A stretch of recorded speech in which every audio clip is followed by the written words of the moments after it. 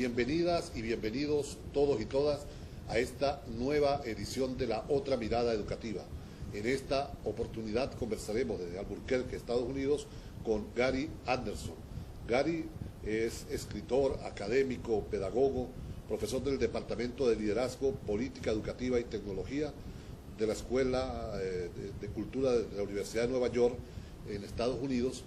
Además, es un prolífero investigador sobre el tema del cambio educativo, sobre el tema de la reforma, con muchas publicaciones en el área. Bienvenido, Gary, a este contacto en La Otra Mirada Educativa. Gracias por la invitación.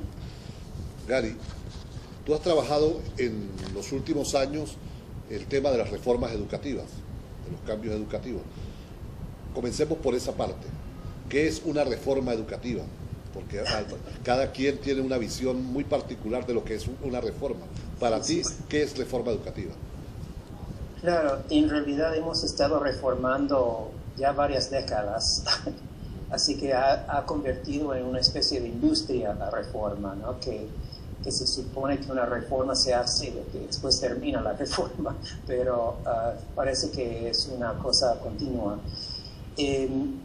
Yo creo que el tema anterior sobre la calidad es muy importante porque fue en los 80 cuando, por lo menos aquí en Estados Unidos, la reforma empezó en serio con un reporte que se llamaba Un País en Riesgo.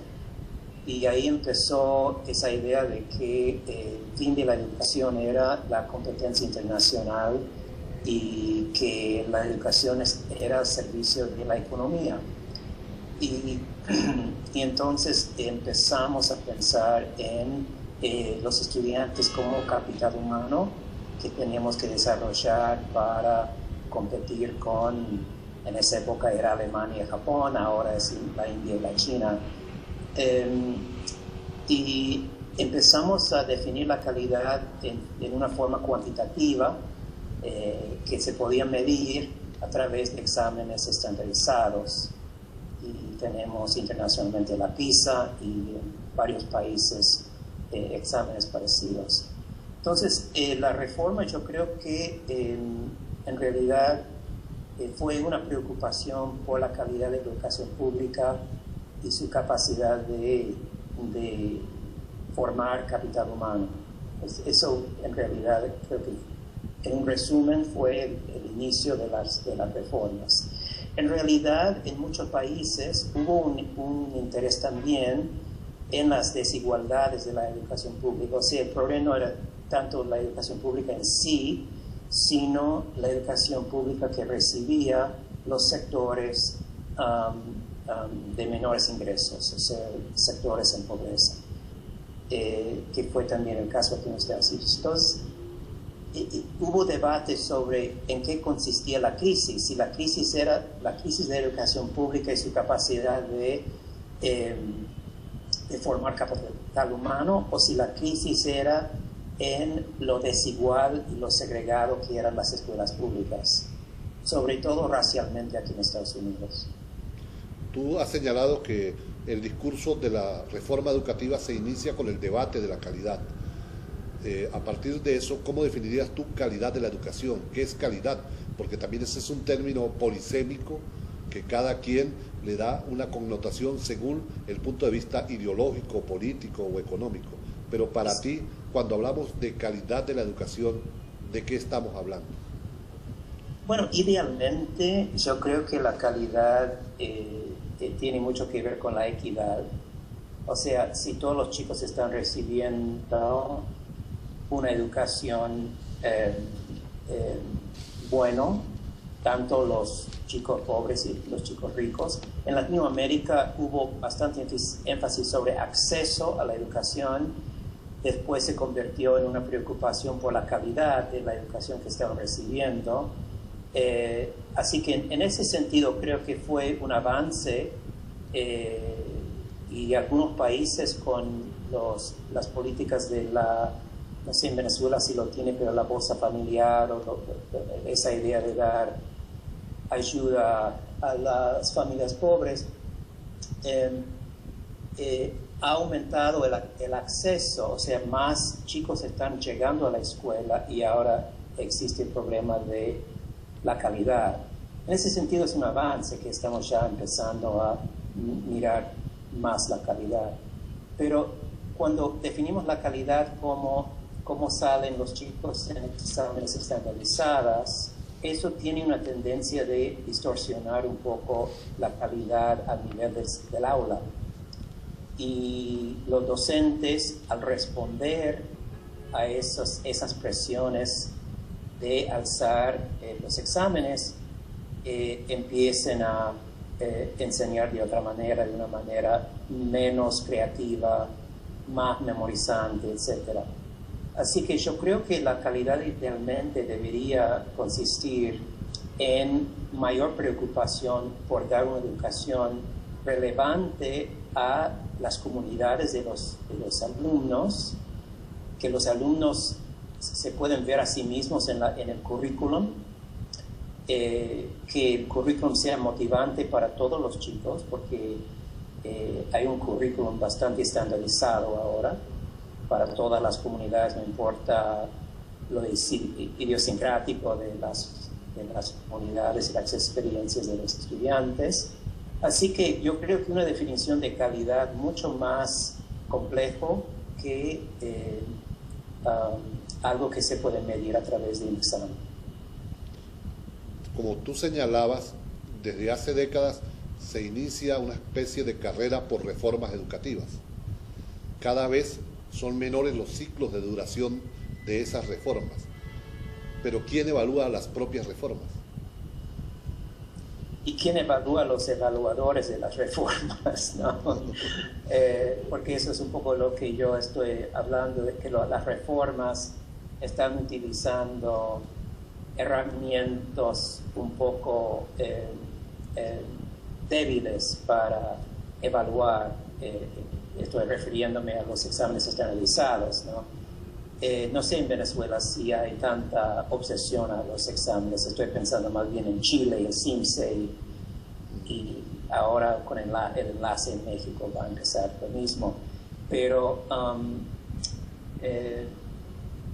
creo que no se puede entender la reforma educativa sin entender los cambios en la economía política mundial en los últimos 30 años.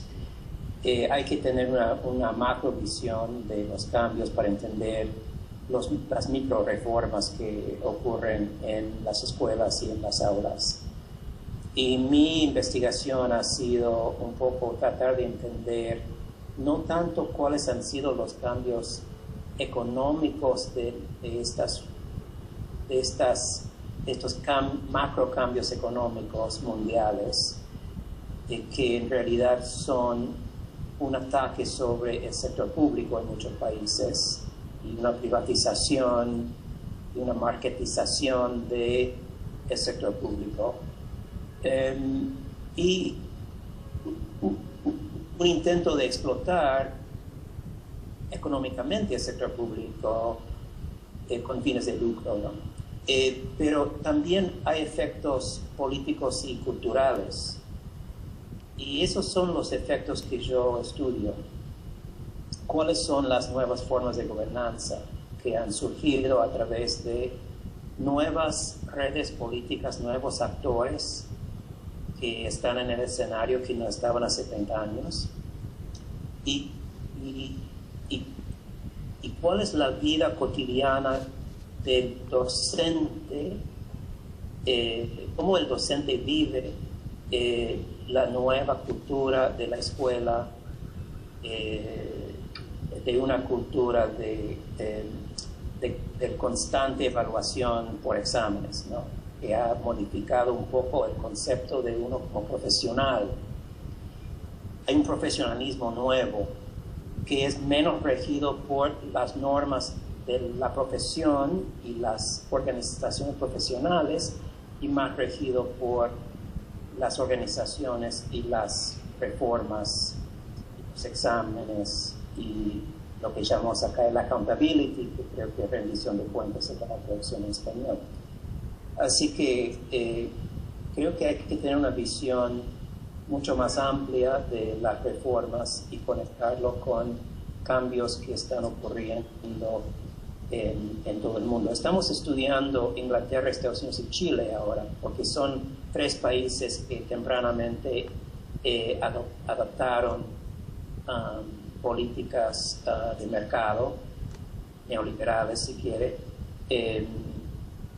Inglaterra bajo Thatcher, acá en los 80 con Reagan y en Chile con Pinochet, ¿no? Porque hay paralelos importantes entre esos 3 países. Y es importante Sudamérica en el sentido de que es el lugar en el mundo donde varios países han rechazado esas reformas. Y creo que es importante comparar países como Chile, donde las reformas neoliberales han sido bastante arraigadas, donde tienen un sistema bastante marketizado, y un país como, digamos, Argentina, que rechazó la mayoría de esas reformas. Conozco menos Venezuela, pero supongo que Venezuela también es un país que donde no entraron con mucha fuerza. Así que creo que hay mucho trabajo importante en Sudamérica para entender y comparar países que han adaptado diferentes reformas y cómo han sido los resultados. Tú señalabas que hay nuevos actores en el tema educativo. Recientemente, el 9 de julio, 233 educadores de 34 países entregaron una carta a la directora general de la UNESCO, doctora Irina Bokova, en la cual expresaban la preocupación por el riesgo cierto de que se genere un apagón pedagógico global ante la mercantilización de la educación. Cuando tú hablas de esos nuevos actores, ¿te estás refiriendo a los organismos económicos? ¿Te estás refiriendo a las comunidades? ¿A quién te refieres con eso cuando señalas nuevos actores? Claro, en el contexto de los Estados Unidos, que es lo que más conozco, y creo que eso varía de país en país, Chile es muy parecido. Las reformas educativas, teníamos mucha influencia los educadores en las reformas educativas, o sea, los sindicatos, las asociaciones profesionales, los académicos, mayormente influían en la educación. Yo diría desde los años 30 hasta los 70, los actores principales eran educadores, sus sindicatos, sus asociaciones, etc. En los 70 y 80 empezaban a entrar unos nuevos actores, como por ejemplo la filantropía de riesgo, o sea, el venture philanthropy en inglés, o sea, el Bill Gates, por ejemplo, es el que todos conocen, ¿no? Esos millonarios que con su dinero puede influir en las políticas públicas. Gates, por ejemplo, aquí en Estados Unidos ha sido responsable de muchas reformas. Acaba de dar $200 millones para promover lo que se llama acá el Common Core, o sea, es básicamente un currículum nacional que ha promovido Gates. Entonces, uno de los nuevos actores son estas personas con mucho dinero que pueden usar ese dinero para influir en las políticas públicas. Otro actor son los think tanks. No sé cómo traducirlo al español, sí, pero creo que tanques de pensamiento. ¿Cómo son? Como tanques de pensamiento. Tanques de pensamiento, claro. Y normalmente tienen un sesgo socioeconómico, típicamente a la derecha, aunque hay también algunos de izquierda, pero la mayor dinero para apoyar esos think tanks vienen de conservadores para promover ideologías, y en algunos casos hasta se sienten con los líderes de las corporaciones a escribir leyes y pasarlos por las legislaturas. Otro actor nuevo serían en algunos países tienen diferentes nombres, aquí se llaman charter schools, en España son escuelas concertadas, en Inglaterra son academias, que son escuelas, son en realidad grupos de escuelas que son públicas en el sentido de que reciben fondos de gobierno, pero en realidad operan como si fueran escuelas privadas. En algunos países son escuelas subsidiadas por el gobierno, tanto como en Chile y en Argentina. Las escuelas católicas tienen subsidio y pueden cobrar tuition, etc. Otros actores serían los think tanks, la filantropía, a los comercios como Pearson, por ejemplo, los edu-businesses los llamamos acá, que son corporaciones grandes que ahora venden productos educativos a los distritos escolares, a universidades privadas con fin de lucro, que ahora han entrado en el mercado de la educación superior, sobre todo en países donde las universidades públicas no alcanzan para servir la población, como en Brasil, por ejemplo. Y esos actores nuevos forman redes, o sea, están intercomunicados entre ellos. Otro actor son las consultorías, que son muy importantes ahora, Kinsey & Company en Inglaterra, que son personas que van de país en país como consultoras a los gobiernos de cómo consultar sobre la reforma. Y por supuesto están también las organizaciones internacionales como el Banco Mundial y el IMF, el International Monetary Fund, y el OCDE, por ejemplo, que también promueven reformas. México, por ejemplo, yo leí el reporte que salió del OCDE de México hace unos años, y ahora Peña Nieto está implementándolo en México, porque hay una influencia directa de esas organizaciones.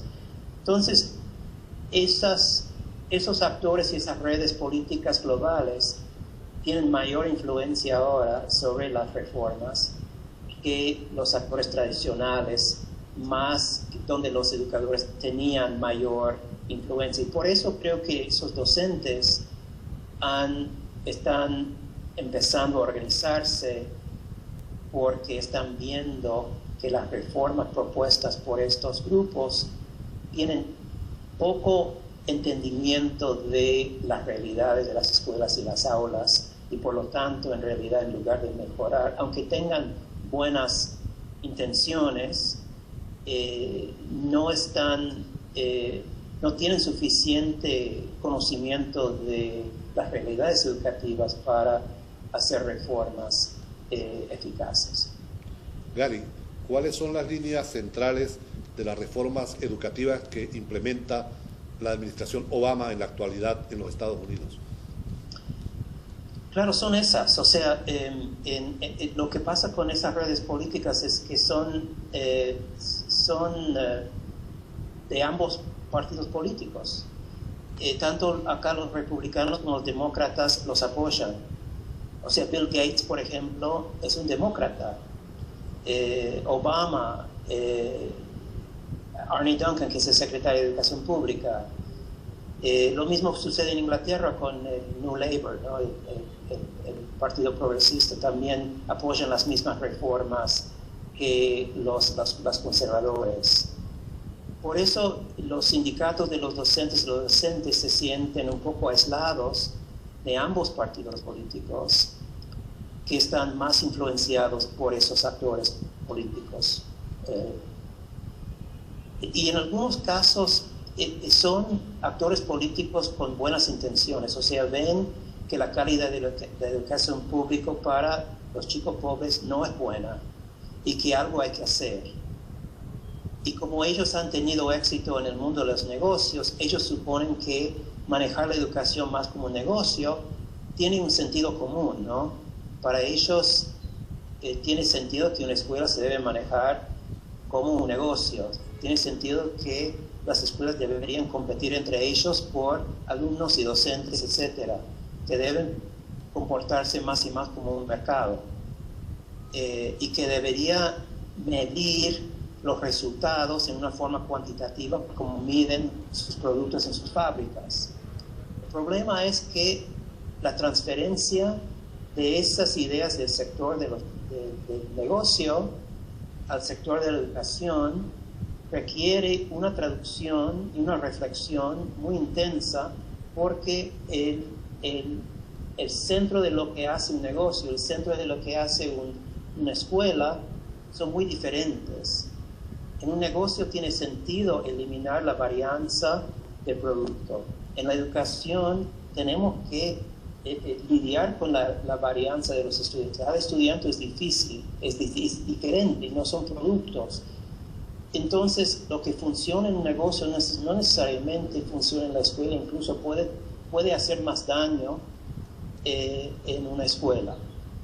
Y yo creo que ahí es donde tenemos que concentrar la investigación, en esa transferencia de un sector a otro, a ideas que pueden funcionar bien en un sector y no en otro. Y eso es un problema que tiene no solo la educación, sino los médicos, las enfermeras, los trabajadores sociales. En todos los sectores públicos están teniendo la misma reacción. Hace aproximadamente 2 años vimos una reactivación del movimiento pedagógico en los Estados Unidos, específicamente en Chicago. Movilizaciones como no habíamos visto desde la guerra de Vietnam, con un componente de contratación colectiva, pero también oponiéndose a alguna de las reformas. ¿Ese movimiento se apagó o se sigue extendiendo en los Estados Unidos como un movimiento de resistencia a la reforma economicista? Sí, es muy interesante aquí. Uno lo puede ver con bastante pesimismo cuando uno piensa esos nuevos actores y el poder que tienen. Por otro lado, eso ha fomentado unas resistencias populistas en muchos lugares por educadores. Chicago fue el más importante, y siempre ha sido Chicago el más importante en cuestión de sindicalismo y trabajadores, ¿no? Pero eso fue un caso en que el sindicato, en lugar de simplemente proteger los derechos laborales, como usted dice, empezaban a tomar posiciones en cuanto a las reformas, y más importante aún, empezaban a crear alianzas con organizaciones de las comunidades. Entonces, cuando hubo una huelga, las comunidades los apoyaban, cosa que muchas veces no sucede cuando los docentes salen en huelga. Entonces, estamos viendo esa tendencia en otras ciudades. Estamos viendo otros tipos de organización. Por ejemplo, muchos padres han organizado para optar a que sus hijos no tomen el examen. Entonces, hay muchos distritos donde los padres se nieguen a mandar a los chicos a la escuela el día del examen estandarizado.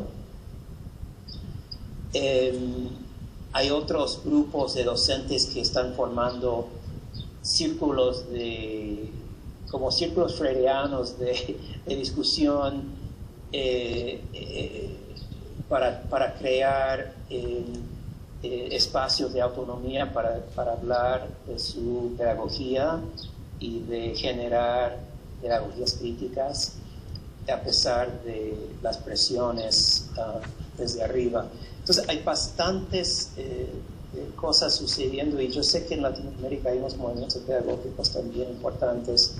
En todos los países de Sudamérica tienen algo así. Así que estamos viendo unas reacciones importantes de los docentes y hasta directores de escuelas que están empezando a rechazar esas reformas. ¿Qué ha ocurrido con el tema de los estándares curriculares? Había toda una polémica cuando la administración Obama intenta colocar estándares nacionales para el currículo. Claro. ¿Se adaptaron, se implementaron o hay todavía resistencia a ello? Eso es lo que decía antes, aquí se llama el Common Core, el core común o algo así, que es un intento de, dirían, armonizar el currículum, porque acá tenemos un sistema muy descentralizado en que cada estado y cada localidad determina su currículum, ¿no? Y entonces lo que tienes en cada estado hay diferentes estándares, en algunos estados el examen es mucho más riguroso que en otro estado. Entonces lo que querían hacer era armonizar un poco eso para que haya un estándar común a través del país. Eso tiene bastante oposición de la derecha, porque la derecha no quiere que el gobierno central tenga tanta influencia, y tiene cierta resistencia de la izquierda, por las razones que acabo de decir, que es una estandarización del currículum no permite suficiente flexibilidad para la idiosincrasia de las comunidades de estudiantes. Estos estándares están siendo implementados en todos los estados, pero ha habido mucha presión desde abajo que viene de la derecha política en contra, y algunos estados están empezando a detenerse en implementarlos. Se ha vuelto bastante controversial ahora, y no sabemos cómo esto va a resultar. Los docentes, en teoría, era un intento de alzar la calidad con exámenes más sofisticados y con un currículum más creativa, más rigurosa. Pero el problema era de que con los exámenes estandarizados todo se empezaba a reducir a un nivel más bajo a través de los exámenes. Entonces hay una contradicción entre los exámenes y la reforma que quiere algo más complejo. No me estoy expresando muy bien en español, en inglés sería mucho más claro, pero eso es un poco la idea.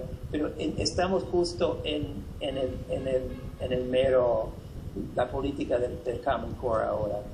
Y eso fue otro ejemplo de la influencia de Bill Gates en las reformas educativas acá. Gary, hace unos meses la revista Time nos sorprendió con una portada que hablaba de que los maestros éramos las manzanas podridas del sistema educativo a raíz del caso Vergara. ¿El caso Vergara es un caso aislado o es parte de toda una ofensiva para romper con la estabilidad de los docentes? No conozco el caso de Vergara. El caso aquel que fue de un docente que le abrieron juicio para destituirlo por mala calidad de su praxis educativa. Bueno. No sé, bueno, eso es parte de una estrategia. El docente ha llegado a ser un poco ¿cómo se dice? Chivo expiatorio en español. Es una manera, yo creo, de tomar el crisis del Estado y ponerlo sobre la educación.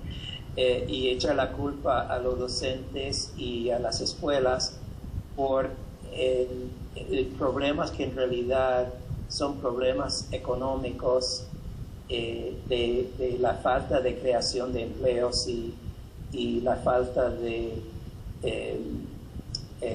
el estado de bienestar. Entonces, las escuelas públicas se echan la culpa a las escuelas públicas por cosas que ellos no tienen, cosas por los cuales ellos no tienen control, ¿no? Los docentes no controlan los factores que influencian los estudiantes fuera de la escuela. Falta de comida, problemas de polución, problemas de comunidades donde hay mucha pobreza y poca infraestructura, etcétera, etcétera, ¿no? Entonces eso empiezan a acusar a los docentes de hacer esto como pretexto, que ellos deberían, a pesar de todo, enseñar a los estudiantes. es un debate un poco manufacturado, me parece, y ha resultado en disminuir la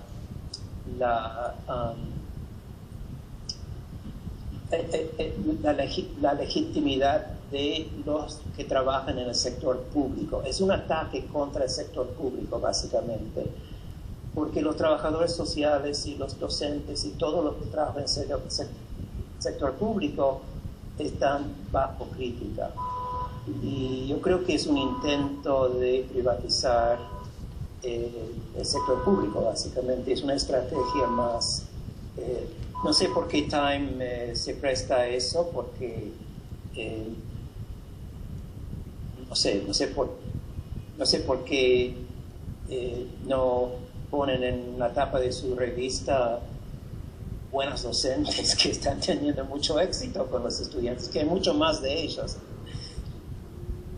Gary, tú has trabajado el tema de liderazgo y el tema de culturas juveniles también, en alguna medida en tu trabajo de investigación. La escuela de hoy responde a las necesidades y expectativas de los jóvenes, habidas cuentas que la mayoría de los docentes que elaboramos en los sistemas educativos nacimos en los 50, 60, 70 u 80 del siglo pasado, y la inmensa mayoría de quienes hoy van a las aulas nacieron a partir de los 90, en medio de la revolución científico-tecnológica. Y también eso implicó un cambio del imaginario de nuestra juventud y de nuestros niños. ¿La escuela ha estado actualizada a esos cambios o todavía tiene tareas pendientes en ese sentido? No, esa es una pregunta muy difícil. La tecnología en las escuelas ha sido un tema de hace muchas décadas, ¿no? Empezando con la televisión en el aula en los años 50. Y yo creo que las escuelas nunca han sabido utilizar las tecnologías en una forma creativa. En muchas escuelas ahora, y yo sé que en Latinoamérica hay muchos programas de poner laptops en las escuelas, supongo que en Venezuela hay eso también. Yo he visitado escuelas en Buenos Aires con laptops, y el problema es que muchas escuelas no tienen broadband, o no pueden usar la computadora porque no tienen el acceso al ¿cómo se dice? Internet, Wi-Fi, ¿no? Y los docentes no están desarrollados profesionalmente para saber realmente cómo usarlos en una forma que no sea como un libro más, ¿no? Y muchas veces las formas en que los usan son formas pasivas de bajar información del internet, y no formas proactivas, creativas, en que los chicos producen. Incluso había un artículo recientemente que vi que los chicos en Latinoamérica, los chicos en Estados Unidos, tienden a usar los medios en una forma para producir cosas en lugar de pasivamente bajar información. En Latinoamérica, con la excepción de las escuelas de clase alta, en general se limitaban a estudiantes bajando información. Entonces, la forma en que las escuelas se apropian de las posibilidades creativas de estas tecnologías, creo que es sumamente importante, y eso va a requerir bastante desarrollo profesional de los docentes para saber cómo manejar esa tecnología de una forma creativa. Yo creo que los docentes más jóvenes probablemente tienen la ventaja sobre nosotros que tenemos, digamos, más de 30 años. Pero también van a necesitar desarrollo profesional. Una otra cosa preocupante es de que muchas compañías que venden esos productos ven un mercado importante aquí, no necesariamente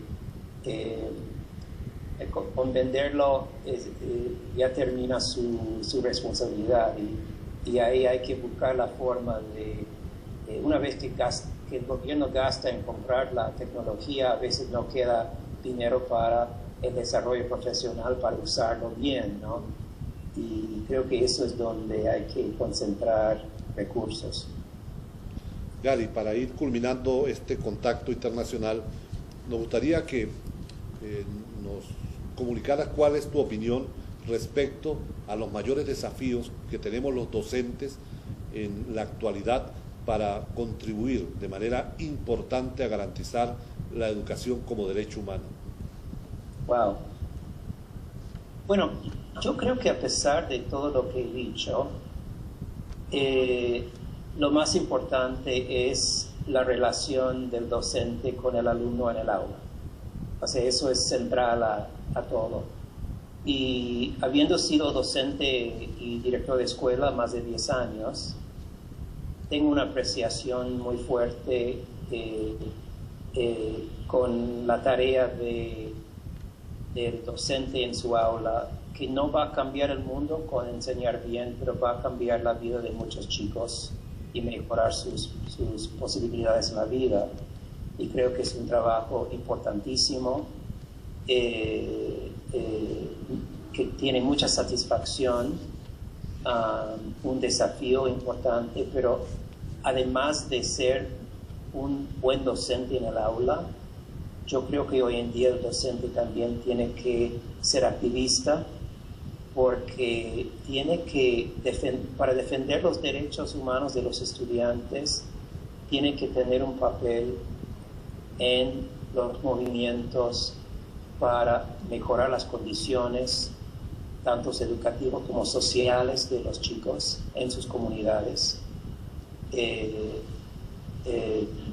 proteger los derechos laborales de los docentes, porque si no tenemos una profesión relativamente bien pagada y respetada, no vamos a poder reclutar docentes. Los jóvenes van a seguir otras carreras.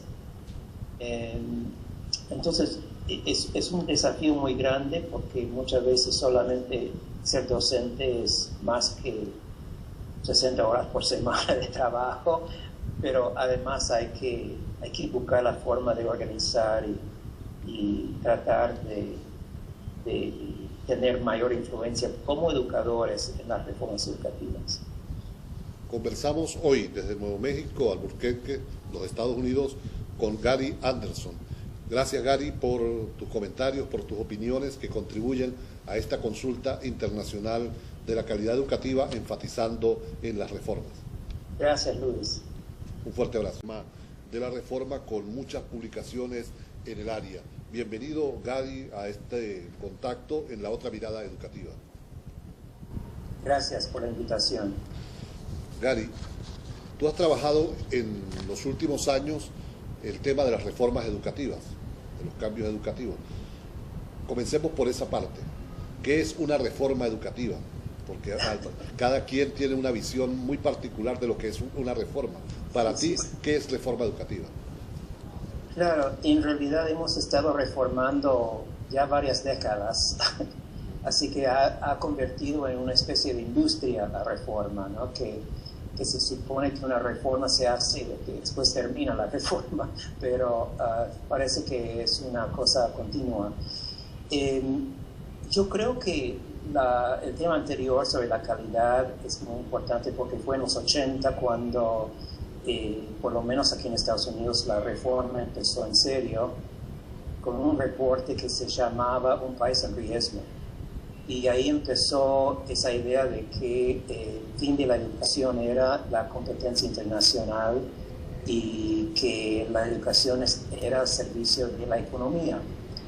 Y entonces empezamos a pensar en los estudiantes como capital humano que teníamos que desarrollar para competir con, en esa época era Alemania y Japón, ahora es la India y la China. Y empezamos a definir la calidad en una forma cuantitativa que se podía medir a través de exámenes estandarizados. Y tenemos internacionalmente la PISA y en varios países exámenes parecidos.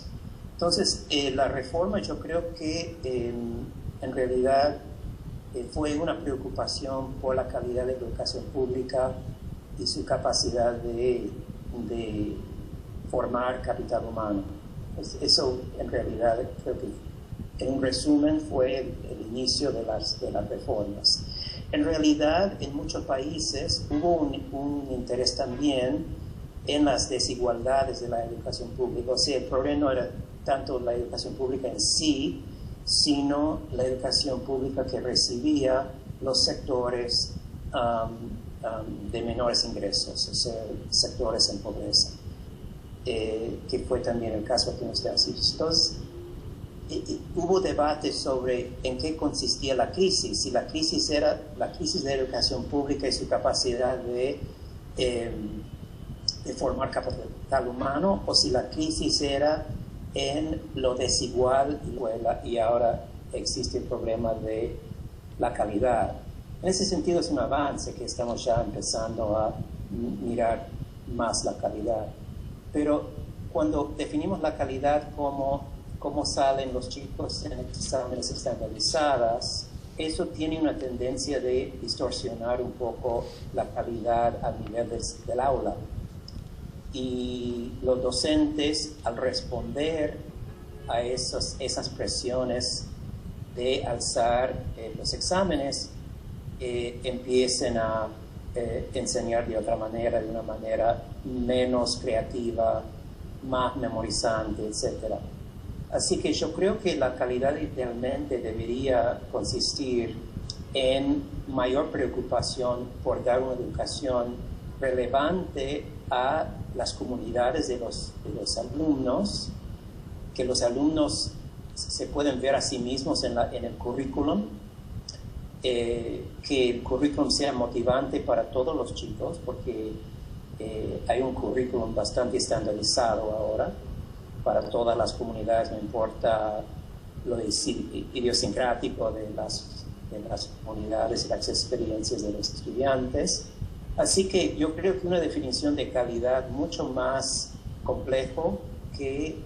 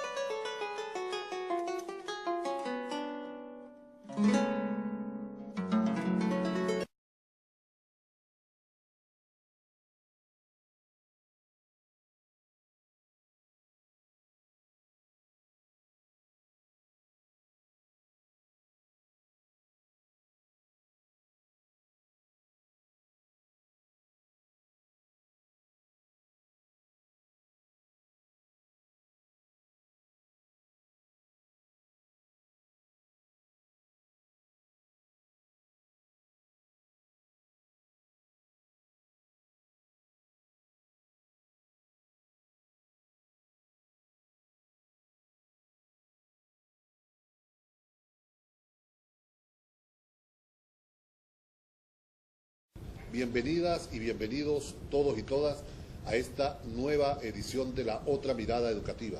En esta oportunidad conversaremos desde Albuquerque, Estados Unidos, con Gary Anderson. Gary es escritor, académico, pedagogo, profesor del Departamento de Liderazgo, Política Educativa y Tecnología de la Escuela de Cultura de la Universidad de Nueva York en Estados Unidos.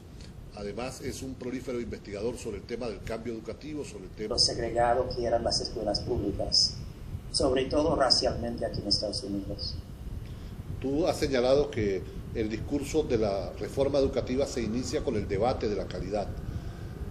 A partir de eso, ¿cómo definirías tu calidad de la educación? ¿Qué es calidad?